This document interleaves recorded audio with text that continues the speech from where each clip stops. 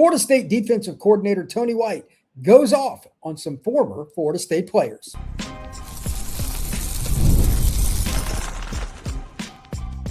You are Locked On Seminoles, your daily podcast on the Florida State Seminoles. Part of the Locked On Podcast Network, your team every day. Back into an exciting edition of Locked On Seminoles. I am your host, Brian Smith, longtime college football recruiting analyst. Thank you for making Locked On Seminoles your first listen each and every day right here on the Locked On Podcast Network, the nation's #1 sports podcasting network. We're going to be talking about whether or not this year's team is dedicated to be at Florida State, to wear that incredible helmet, to be a part of the Tallahassee community and represent you, Florida State fans. After we get to the first point, I'm going to read the quotes. I'm going to go through the specifics, but hallelujah. It is rare in today's world that a coach openly calls out players, whether they're currently on the roster, formerly, whatever it may be, but the people that caused issues, there's too many crybabies, too many people that are around them, whether it's a 7-on-7 coach they're going to make mad, a parent, oh, God forbid, you yelled at my child, whatever it may be. Hats off to Tony White at Florida State for calling out players. And we'd heard this in the media, and I'm sure many of you did too, over the last couple of years. Too many entitled people, too many guys that were, quote unquote, bought in to being at Florida State, talking during meetings when Mike Norvell was speaking, whatever it may be. If you take nothing else from this podcast, note that. Hats off to Tony White for doing that. Matter of fact, golf clap. I'm just very, very happy in general, because it's not just because it's Florida State and I covered the Noles. Again, this is across sport, baseball, pro football, college baseball. I don't care. Private's one thing. But doing it publicly, unsolicited at a press conference on a Monday in the middle of spring practice, that's memorable. That's hilarious and needed. So I'm going to dive in. We're going to look at it from a perspective of some of the quotes. We're going to look at what I think are some of the culprits I'll use one. I shouldn't dive in too far. But we're going to go into why, for lack of a better term, not only Tony White feels a little bit better about this year's team, but I thought this might be a possibility. Now I know. And it could lead to some dividends in this thing that's pretty important, and that is the win-loss record. Still need to see it, and I still have a lot of concerns about the roster, but the quotes that Tony White gave were honestly kind of refreshing. The ones that I'll get to a little later about film study and the comments about whether or not Florida State players really want to be there, that's something that I was really curious about. Again, unsolicited, he went into it. So here it is. I'm just kind of reading from War Chant, one of their articles, and this pretty well put together. It gives you the perspective, but mostly it just allows White to speak. So he recapped how Saturday's first scrimmage went into insight on the players excited about, and maybe more noteworthy, really well worded, by the way, reference some others that he's excited aren't in the program anymore. Really well led into, and here goes Tony White's quote. This group of guys is showing up, White said. You don't have all the off-the-field bull crap and the guys that don't respect this logo and school and what Coach Mike Norvell provides and what FSU provides. Like, you don't have that with this group. You've got a bunch of guys that, as of right now, want to win. And they're doing it with action. They're showing up in the building. You've got guys showing up at 5:30 and 6 o'clock in the morning. That's awesome, by the way. Just sitting in coach's office and watching film. You've got 15, 20 guys sitting in there and watching film, trying to watch it with the coaches and do all that kind of stuff. That's why you're going to be good. That's why you're going to be really damn good. And it's fun to watch the change in this team, the change in the attitude that way. Those guys don't have to do it in that manner. So Coach White is correct. Maybe that's the second thing you should probably think about. And it caught my attention when I read that. And I'd heard about it. I haven't even watched his press conference yet. I'm so happy about this. Once I just saw that quote, I stopped. was going to go into the press conferences, had some other stuff I had to do today after the Under Armour event in New Orleans with all the film I was going through. So I didn't get to this quite as fast, but I'm okay with it because that little quote right there, just 2 paragraphs, is a potential game changer, not just for Florida State's defense, nor the Florida State 2026 season, but the long-term trajectory of the program. And here's why. Florida State needs to have guys off the roster that aren't bought in. As much as this sucks, this is the 2 steps back kind of thing for 1 step slowly for the next few years kind of deal. I hate this, but it's true. Sometimes you got to lose some really talented guys that athletically you can't do without to fix your culture. It's not a quick fix. It's an extremely excruciatingly slow fix. It is what it is because you need to stack classes both in recruiting, transfer portal, and combine them. Some of the guys they brought in from both have not gotten it done. To that end, I have a question just for Florida State fans. I'm going to ask it now. Then after the break, when we come back, we're going to discuss it from a perspective of what I think. We're going to compare a few things. So here's the question. Do you think that the former staff, the ones that came in with Gus Malzahn and them and onward, probably a little different. They're better recruiters, by the way. Do you think part of the problem was that the former staff didn't do their due diligence, whether it was transfer portal guys or recruits? They just took the low-hanging fruit and just went after talent and didn't look at the evaluation of what this young man's makeup is. Because too many of the guys are from 2, 3, 4 years ago, prior to Malzahn and those guys coming in my opinion. What do you think? We're going to talk about that next right here on Locked on Seminoles. Today's show is brought to you by our friends over at Robinhood. What if sports were traded like markets? Now you can put your sports IQ to work in real time with Robinhood prediction markets. It's not you against the house. It's you participating in a live market. You can buy or sell your positions live all game long. Use your sports knowledge in the moments that matter. Robinhood prediction markets change the game. It's people moving the action. So when momentum shifts, you move with it. You always knew the game, but never had a dynamic way to apply that knowledge. Now actually take part live in a market powered by people. You're no longer just a spectator. Play-by-play, you decide. Trade every play with Robinhood. Now available across the United States. Download the Robinhood app now to begin. Futures and cleared swaps trading involves significant risk and is not appropriate for everyone. Event contracts are offered by Robinhood Derivatives, LLC, a registered futures commission merchant and swap firm. We are also brought to you by our friends over at Indeed. Workplace chaos, deadline stacking up, inbox overflowing, and the one position you have to fill is still sitting open when the pressure's on and you need the right hire. This is a job for sponsored jobs. Indeed sponsored jobs helps you reach the people who actually fit what you're looking for, skills, experience, location, so you are not just hoping the right candidate stumbles across your post. There's one stat that kind of says it all right here. In a minute, I'm going to be speaking with you. On average, Indeed's data shows 27 hires are all going to be made on average. That's a really incredible number. So if you're hiring, spend less time searching and more time hiring by using Indeed sponsored jobs. Spend less time searching, more time actually interviewing candidates who check all your boxes, which means less stress for you, less time, more results. And this show will give you a $75 sponsored job credit to help out get your job premium status it deserves at Indeed.com/podcast. Just go to Indeed.com/podcast. And again, Indeed.com/podcast. Terms and conditions apply. This is a job for Indeed sponsored jobs. Make sure you check out the Everydayer Club. In the show notes down below, there is a link that you can get it taken care of. But here's the key. If you use the code MARCH in that link, you will get a free month to unlock ad-free episodes all across this episode and every other one you would ever use. Check it out. The link below in the Everydayer Club. All right. I said before the break that we were going to talk about whether or not the old staff, in my opinion, this is kind of touchy, but too many guys, it sounds like they brought in, whether it was portal or high school, didn't have the right mental makeup.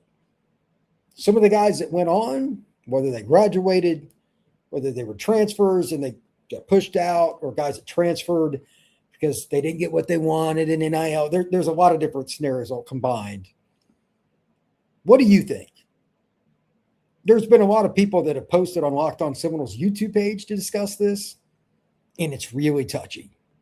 But if you do not have the right chemistry and guys are bitching and moaning at each other because Johnny over here is making more than Randy, or I didn't mess up, that's you, whatever, maybe both, it doesn't work. We know that.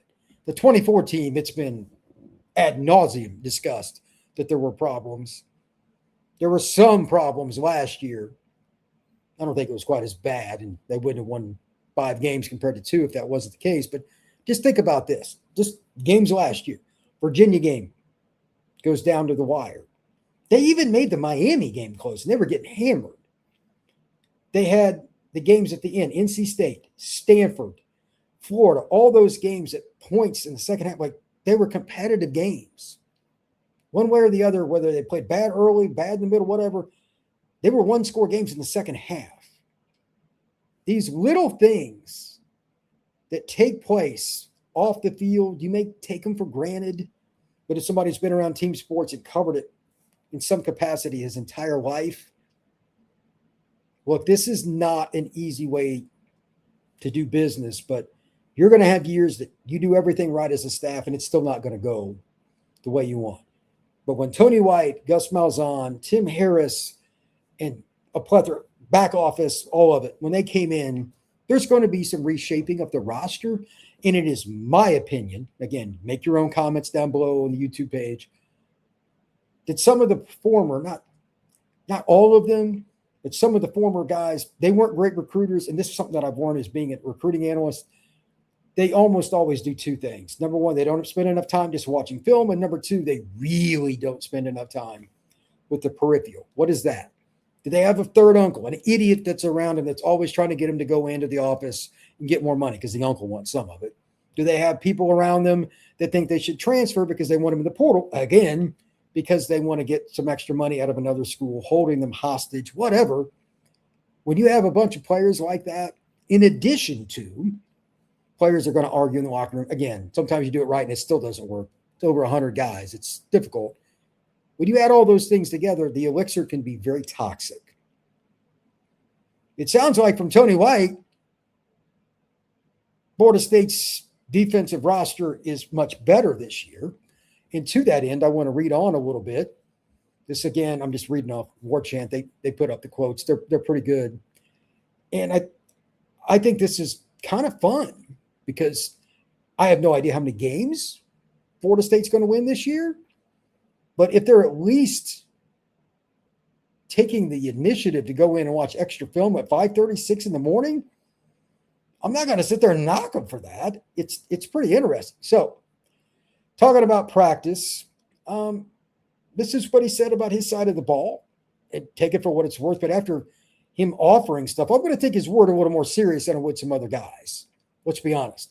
They were disruptive, White said, of Noles' defensive front, and it was good to see some guys come alive for the first time. Practice, when it's controlled and coaches are out on the grass and whatnot, you get a sense of a player. But you don't know until you get in the hell out of his way and let them go and you be quiet.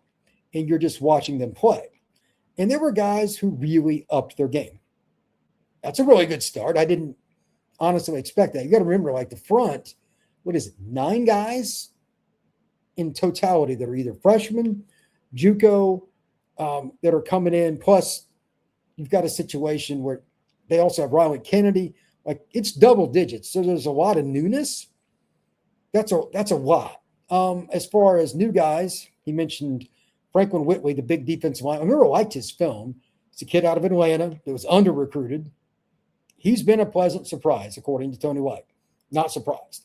One that I didn't know because he's a little raw, but he's really athletic. He mentioned Jaemin Pinckney. He's a kid, I believe he's South Carolina. He's got some length to him, got some athleticism, but I thought he was pretty raw. This is the quote from Tony White. Take it for what it's worth. He's made some plays. He's lanky. He's gained about 10, 20 pounds since he's got over here, and he ran around and made some plays. Okay. That's those are good signs because those aren't necessarily the guys that I thought. Earnest, like he's a freshman that's 6'5", 6'6", 280 plus pounds. Like they've had him out there in front of the media, press conference. I know he's going to play Earnest Rankins. He's a different guy. But here in Pinckney and Whitley, that's a good sign. He also mentioned Trey Bell, Noah Lavalley, Karon Maycock, some freshmen. I thought this was a pretty good freshman class, but I'm not going to sit here and take credit that, like, I thought there were going to be 5, 6, 7 guys that were going to play a bunch. Year one, I did not. For him to say this in his first appearance in spring is a little surprising, and it's good news, but I didn't expect, like, Maycock, I kind of thought, because he's a thumper kid on Miami Central. Trey Bell to a certain degree. Noah, like, linebacker is really hard in this scheme and every other because you got to be in two places at once a lot of the time with all the run pass option stuff. Like, freshman playing, it makes me nervous at linebacker to a certain degree. And at least Maycock, you can just send him downhill and blitz, and he's a run stopper. Noah's probably got to play in space more, which is harder. I'm really happy to see his name mentioned. Overall, it was a good group of young defenders, White said, and they're doing some good things. Okay, that's fine. You know, look at the group overall, like the freshmen, and I know I'm kind of going away, but there's a point to this. He's talking about the effort of young guys and how they approach practice, and they just let them go, and they're just playing football. It sounds like they want to be at FSU. I think that's his point compared to some other guys. Now, you can take this any way you want, but there's a certain DB that was at Florida State the last couple of years, pretty talented. I'll give you a hint. He had a very big missed tackle, even though he thudded the guy in the Virginia game, and he's now transferred to Ohio State. That I think is one of the players that has been called out. I'll let you guys go look at that for your own accord, but there's a couple other players that either graduated or transferred out, I think, that Coach White is talking about. But he's definitively not just using these freshmen as an example. Be smarter than that. This is a very educated man. Tony White is basically saying, we have talented guys here like we did last year, but these guys are mentally dialed into what we're doing and they respect what we have to say so we can work together. That's the nuts and bolts of it. I'm good with that. I'm really good with that. When we come back, I have one more thing that I want to talk about, and this is something that could permeate long-term for Florida State. Again, I am not bought into all of a sudden everything is sunny. Florida State is 9-3 or better this year. That's malarkey. They got to prove all kinds of things. But sometimes, again, you got to take a couple steps back to get where you need to go, and that's what we're going to talk about next right here on Locked On Seminoles. Today's show is brought to you by our friends over at 5 Hour Energy. Welcome to the 5 Hour Energy Flavor Draft. 18 different flavors to choose from, including new options like Confetti Craze, Fruity Rainbow, or Cotton Candy. There is something for everyone. I've got my number one pick for the 5 Hour Energy Draft. It is always Blue Raspberry, but I tell you that every day. So let's look at this from a little different perspective. If there was an upset in the round of 32 or 16 or whatever it may be, kind of like when Michigan ended up beating some teams and becoming a top team this year, or Connecticut made that crazy run against Duke in the tournament this year, whatever you want to talk about, we're going to have a little bit of a fun scenario with this. Cotton candy is one that I think is an intriguing flavor. I have not tried it myself, but it is something that I think would be good if you want to mix up your 5 Hour Energy collection, if you will, because they got 18 different flavors. I like vanilla a lot. Cotton candy's got some fruity notes to it, but it also has vanilla in it. I think that's going to be something that I would try, and I think you should try out something different once in a while too. It's good to mix it up. Find your new favorite flavor of 5 Hour Energy over at 5hourenergy.com or on Amazon.